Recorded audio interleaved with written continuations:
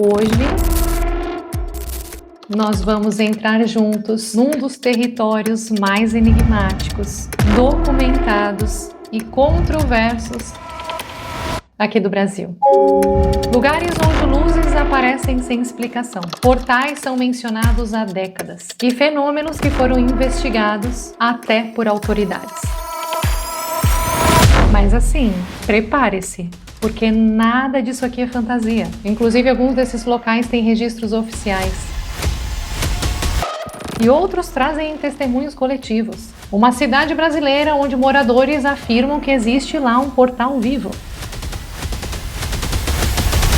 Um local também onde uma sombra triangular cobriu uma área inteira em pleno centro urbano. E um lago de águas cristalinas que simplesmente não tem vida. E tem mais. Em um desses lugares, um pesquisador afirmou que encontrou um artefato que ele diz que não é humano. E olha só que estranho e curioso, depois de ter encontrado esse artefato, ele simplesmente morreu. E os registros disso simplesmente desapareceram. Você quer saber onde isso aconteceu? Então respira fundo e vem comigo. Eu sou a Gé Jimenez, fundadora aqui do Visão da Alma. Eu sou astróloga, terapeuta e leitora de registros acásticos. Sejam muito bem-vindos por aqui. E olha só, se você gosta de vídeos como esse, onde a gente vai desvelando mistérios, já deixa o seu like e lembra de se inscrever aqui também no canal. Morro do Chapéu, Bahia. O Morro do Chapéu, gente, ele é aquele típico lugar que você vai lá visitar e você sente que não está sozinho.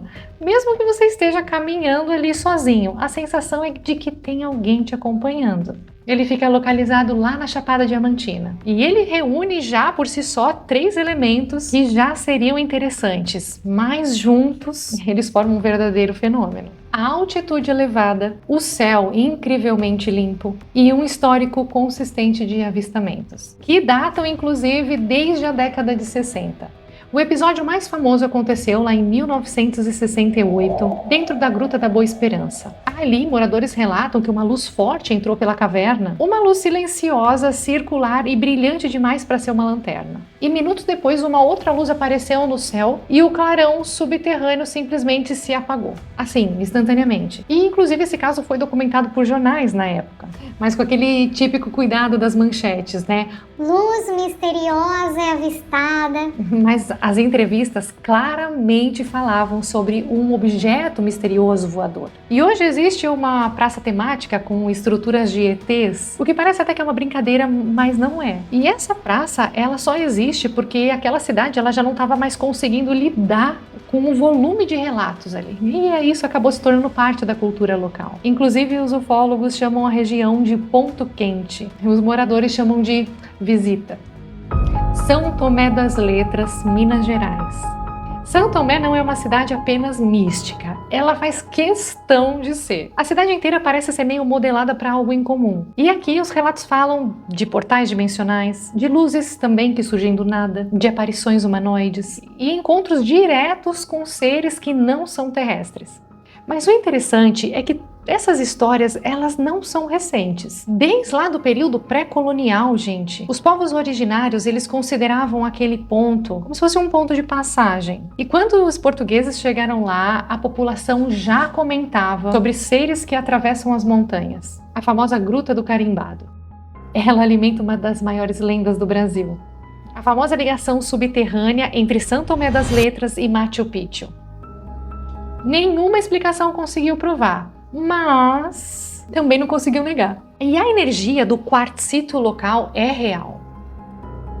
E aqui não existe misticismo, é geologia pura. Cristais de quartzo compõem a grande maioria do solo ali na cidade. E quartzo é pisoelétrico, ele reage à pressão, e liberando ali pequenas cargas elétricas. Isso explica a sensação da vibração? Talvez. Mas isso não explica o relato de pessoas que dizem terem perdido minutos e até mesmo horas na presença ali de uma figura iluminada, de uma presença luminosa mesmo. São Tomé das Letras não pede para ser mística, ela simplesmente é. Alto Paraíso, Goiás. Alto Paraíso é o centro espiritual da Chapada dos Veadeiros, e não por acaso. O solo da região tem uma das maiores concentrações de quartzo no mundo. E o Vale da Lua, então, que parece uma paisagem de outro planeta. E o quartzo, né, se tem terapeutas holísticos aqui me ouvindo, a gente sabe que ele amplifica a energia humana. Os céticos dizem que isso é mentira, né? Mas existe algo aqui que ninguém explica: o impacto psicológico do lugar. Por quê? Porque as pessoas relatam sonhos vívidos, sensação de déjà vu contínuo, descargas emocionais intensas e principalmente essa sensação de estar sendo observado. O governo brasileiro já usou a Chapada Diamantina para medições geomagnéticas e os mapas revelam algumas anomalias leves, mas consistentes ali no local. E é suficiente para justificar tudo? Não. Mas explica por que Alto Paraíso é um dos maiores centros de retiros espirituais da América do Sul. E a pergunta é, por que tantas pessoas são atraídas até lá para trabalharem a espiritualidade? Chapada dos Guimarães, Mato Grosso. Se existe um lugar no Brasil que é preparado para pousos de aeronaves, esse lugar é a Chapada dos Guimarães. O Morro de São Jerônimo, que é o morro mais alto ali da região, é considerado há décadas um epicentro de fenômenos luminosos. E moradores e viajantes descrevem luzes que sobem na vertical, uns clarões azulados, objetos silenciosos que atravessam o horizonte e também figuras humanoides observando de longe. E essa região também guarda formações rochosas tão simétricas que alguns acreditam que sejam até marcações de navegação para seres de outros planos, outros lugares fora da Terra, até mesmo outras dimensões. Vocês querem saber o mais curioso? O Exército Brasileiro, ele realizou ali treinamentos por volta dos anos 80, ali na região. Mas eles nunca disseram oficialmente o motivo. Mas alguns ufólogos afirmam que o objetivo era justamente investigar essas luzes que apareciam misteriosamente. E até hoje ninguém explicou de forma satisfatória. Guarabira, Paraíba. Guarabira tem algo que poucos lugares do Brasil têm: relatos coletivos urbanos, com dezenas de testemunhas. O caso mais famoso aconteceu em 1996, quando uma sombra retangular simplesmente ficou pairando sobre a cidade, sobre o centro urbano. E essa sombra triangular, ela era tão grande, mas tão grande, que acabou até bloqueando a luz de postes, de casas. As pessoas ouviram um zumbido meio grave, como se fosse tipo uma pressão no ar. E minutos depois, a sombra desapareceu sem deixar rastro nenhum. Essa história é muito curiosa. Fotos. Tem algumas. Borradas, distantes, mas tem. Mas todos mostram um objeto massivo, inclusive com bordas definidas. A cidade é considerada pelos ufólogos como um triângulo perdido da Paraíba. E a quantidade de relatos nessa cidade não desacelera. Pelo contrário, ela só aumenta. Itaara, Rio Grande do Sul. Aqui fica o Museu Internacional de Ufologia Vitor Mostágio, administrado por Herman Mostágio. O museu, ele reúne relatos documentados, arquivos pessoais de contatados, réplicas baseadas em testemunhos e o mais interessante, cartas trocadas entre ufólogos e militares na década de 70. Mostágio afirma que a Serra de Itaara é um corredor dimensional. Fato, lenda, interpretação, ninguém sabe. Mas Itaara tem algo muito importante: organização. Poucas cidades, assim como Itaara, catalogam as suas próprias aparições. E isso permite descobrir padrões, como ciclos de 7 a 9 meses entre um relato e outro. É pouco para provar algo, principalmente para uma mente cética, mas também é demais para a gente ignorar e passar batida. Peruíbe, São Paulo. Peruíbe parece uma cidade calma, mas é um dos maiores polos ufológicos do Brasil. E desde 2001, a cidade recebe encontros nacionais e há uma razão para isso: a quantidade anormal de aparições registradas. Eu mesma já fui lá olhar umas coisinhas estranhas que estavam acontecendo por lá. O ponto mais famoso aconteceu lá em 2008, quando um objeto avermelhado cruzou o céu. Assim, cruzou o céu, silencioso, sem rastro, e aí, no dia seguinte, uma marca perfeita de 14 metros estava lá no matagal. Apareceu, 14 metros, lá no matagal. Análise do solo, inconclusiva. Tinha alteração térmica, compressão, só que não havia radiação, nem nenhum sinal de fogo também. Peruíbe faz parte do Triângulo Ufólogo Brasileiro, junto com Apiaí e Iporanga. Sana, Rio de Janeiro.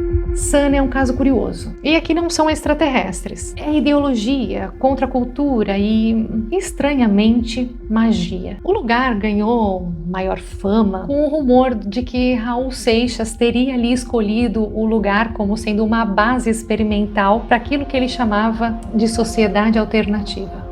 não tem uma prova real disso, mas existem alguns documentos indiretos, documentos da época e também relatos de Raul se encontrando ali com um grupo de místicos no local. Sana é um ponto energético entre serras, e ali tem uma intensa atividade de natureza virgem, e pessoas relatam também uma sensação de sentir uma presença, sonhos lúcidos, experiências de expansão de consciência e principalmente sincronicidades constantes.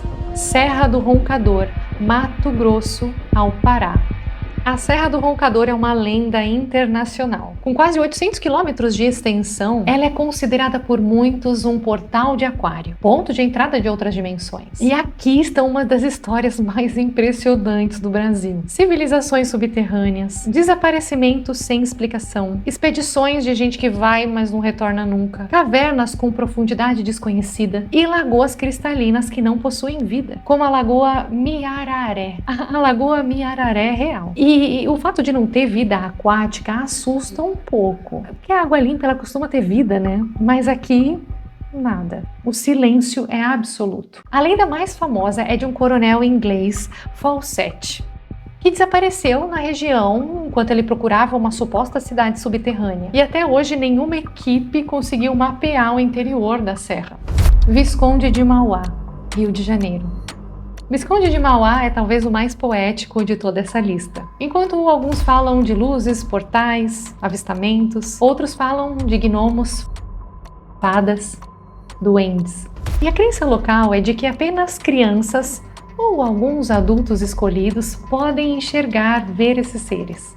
E por mais que pareça ser fantasia, esse fenômeno tem particularidades, porque moradores afirmam isso há décadas. Diferentes pessoas descrevem aparências semelhantes. Há registros também de pequenas pegadas nas matas, pegadinhas pequenininhas. E crianças também que relatam diálogos com adultos pequenos.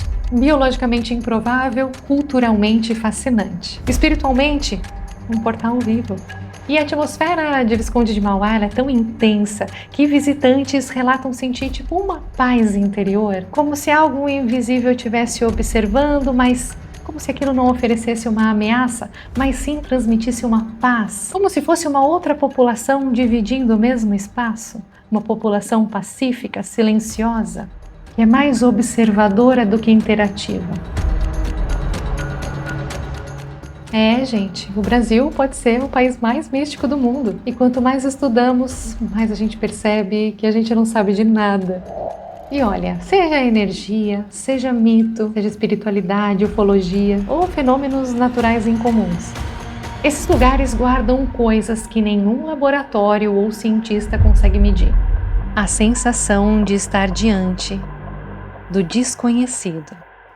E talvez seja justamente isso, o desconhecido, que nos conecta ao mistério. Mas e para você? Qual desses lugares chamou mais a tua atenção? Você já visitou algum desses lugares? O que você sentiu? Deixa aqui para mim nos comentários. Foi um prazer compartilhar aqui com vocês. Gratidão por me assistirem até aqui e nos vemos no próximo vídeo.